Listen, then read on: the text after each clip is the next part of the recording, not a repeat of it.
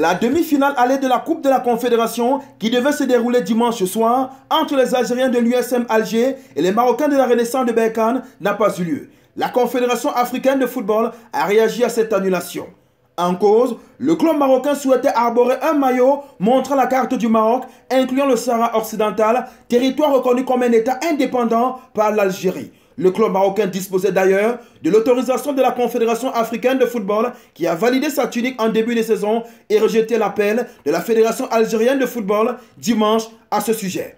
Empêchée par les autorités algériennes de porter son maillot, l'équipe marocaine a décidé de boycotter ce match. La CAF s'est exprimée officiellement via un communiqué. Elle dit, je cite, « La demi-finale allée de la Coupe de la Confédération CAF Total Energies prévue ce dimanche 21 avril 2024 à Alger entre l'USM Alger et la Renaissance de Berkane n'a pas eu lieu. L'affaire sera portée devant les instances compétentes. La CAF présente ses excuses aux sponsors, aux partenaires TV et aux supporters pour les désagréments causés. » Fin de citation.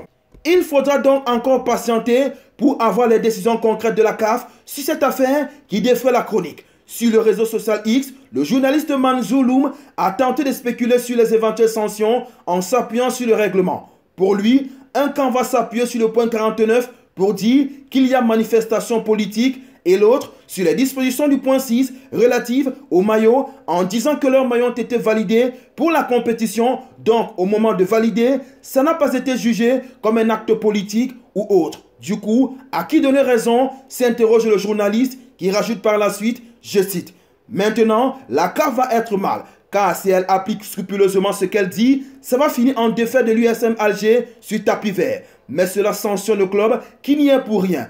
Ils vont couper la poire en deux et tenter de faire rejouer le match, quitte à ce que ce soit sur un terrain neutre, même si l'équipe algérienne se raconte et il y aura un autre problème. » Fin de citation. Cette affaire pourrait bien se régler devant le tribunal arbitral du sport qui pourrait trancher dans le vif alors que le match retour est prévu dès dimanche prochain. Vous venez de regarder On Sport sur notre page YouTube. Vous en voulez plus? Eh bien, abonnez-vous.